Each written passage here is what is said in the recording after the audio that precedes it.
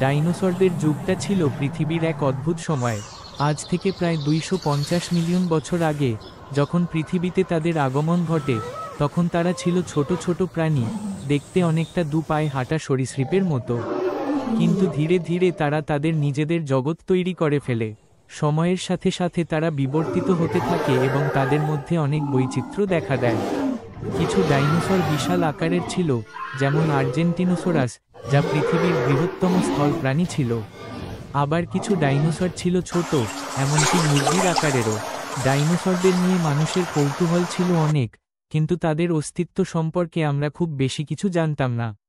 17 শতকের শেষ দিকে ইংল্যান্ডে প্রথম ডাইনোসরের জীবাশ্ম আবিষ্কৃত হলেও মানুষ তখন বুঝতেই পারেনি যে এই হাড়গুলো আসলে কোন ভয়ঙ্কর সরীসৃপের। এরপর কেটে যায় অনেক বছর।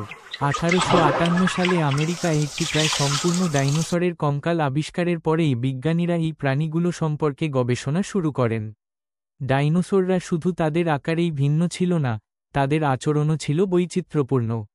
বিজ্ঞানীরা প্রমাণ পেয়েছেন যে অনেক ডাইনোসর পাল করে একসাথে থাকত, শিকার করত এবং নিজেদের বাচ্চাদের যত্ন নিত।